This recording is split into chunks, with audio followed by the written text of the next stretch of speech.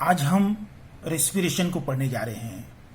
तो रेस्पिरेशन वो प्रोसेस है जिसमें सेल के अंदर फूड मटेरियल का ऑक्सीडेशन होता है और एनर्जी रिलीज होती है। तो हम बात करते हैं टाइप्स ऑफ रेस्पिरेशन की।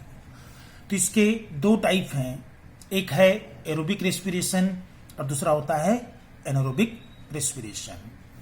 तो एरोबिक रेस्पिरेशन ऑक्सीजन के प्रेजेंस में होता है और इसमें फूड मटेरियल का कंप्लीट ऑक्सीडेशन होता है, जिसके कारण कार्बन डाइऑक्साइड और वाटर बनती है और हायर अमाउंट में एनर्जी रिलीज होती है। फिर हम देखते हैं एनारोबिक रेस्पिरेशन को।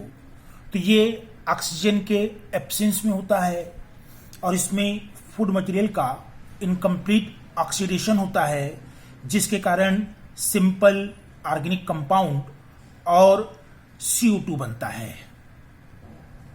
रेस्पिरेशन एरोबिक हो या फिर एनारोबिक हो, दोनों ही में सबसे पहले ग्लूकोज जो एक 6 कार्बन वाला मॉलिक्यूल है वो ब्रेक होकर के पायरुवेट या फिर पायरुविक एसिड को बनाता है जो एक 3 कार्बन वाला मॉलिक्यूल होता है। तो ये रिएक्शन साइटोप्लाज्म में होती है।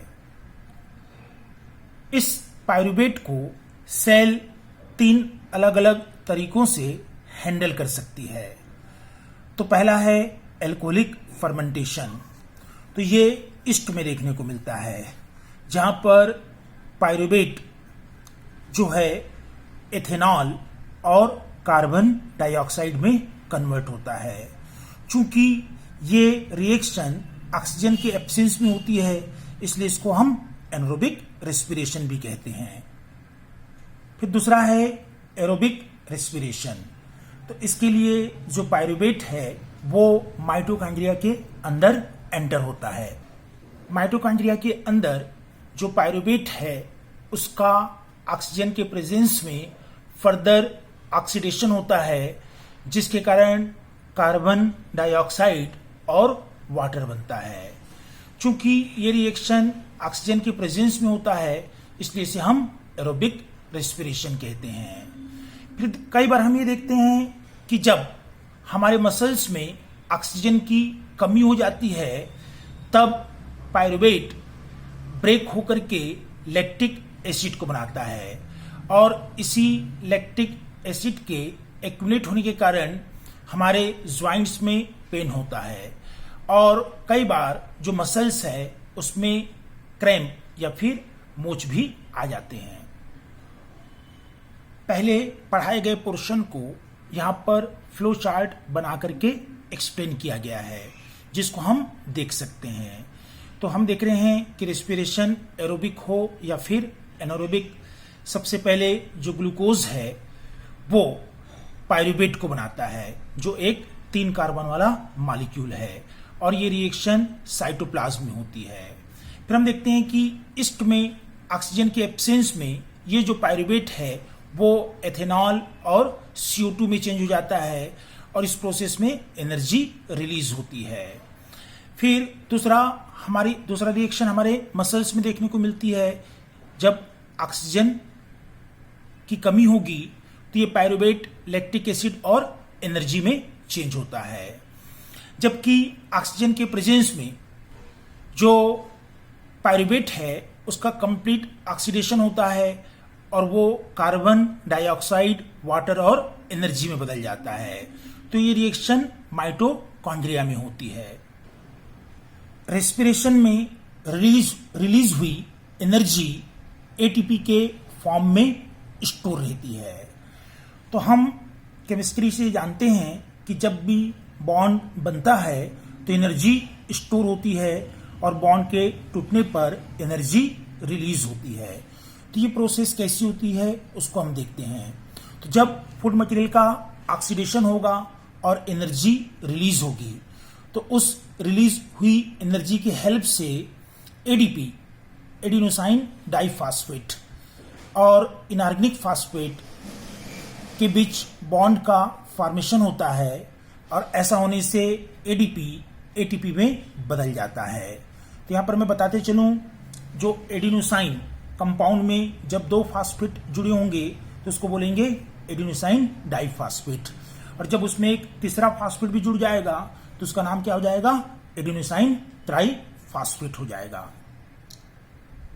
जब हमारे बॉडी में एनर्जी की जरूरत पड़ती है तब एटीपी में पाया जाने वाला जो टर्मिनल फास्फेट लिंकेज है वो वाटर को यूज करके ब्रेक हो जाता है।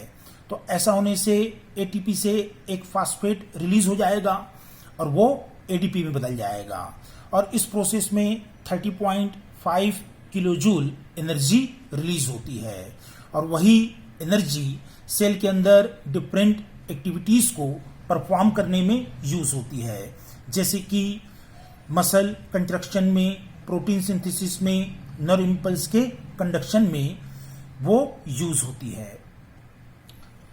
एरोबिक रेस्पिरेशन ऑक्सीजन के ऊपर डिपेंड करता है, इसलिए एरोबिक ऑर्गेनिज्म में सफिशिएंट ऑक्सीजन इनटेक को इंश्योर करने की जरूरत होती है। तो हम देखते हैं कि प्लांट में जो गैसियस एक्सचेंज है वो स्टोमेटा के थ्रू होता है, और जो प्लांट सेल्स के बीच लार्ज इंटरसेलुलर स्पेस पाए जाते हैं उनके कारण सेल्स एयर के कांटेक्ट में रहती है। फिर इन स्टोमेटा के थ्रू कार्बन डाइऑक्साइड का भी एक्सचेंज होता है, और ये गैसेस एक्सचेंज डिफ्यूजन के थ्रू होता है। डिफ्यूजन की प्रोसेस एनवायरमेंटल कंडीशन और प्लांट के रिक्वायरमेंट पर डिपेंड करती है। तो हम देखते हैं कि दिन के समय रेस्पिरेशन में रिलीज होने वाला जो CO2 है वो फोटोसिंथेसिस की प्रोसेस में यूज हो जाता है, इसलिए प्लांट में दिन के समय CO2 रिलीज नहीं होता, सिर्फ ऑक्सीजन रिलीज होती है। जबकि नाइट में जब फोटोसिंथेसिस नहीं होता तो रेस्पिरेशन में रिलीज होने वाला CO2 फोटोसिंथेसिस में यूज नहीं हो पाएगा, ऐसे में सिर्फ CO2 रिलीज होता है। यही रीजन है कि रात के समय पेड़ के नीचे सोने के लिए मना किया जाता है।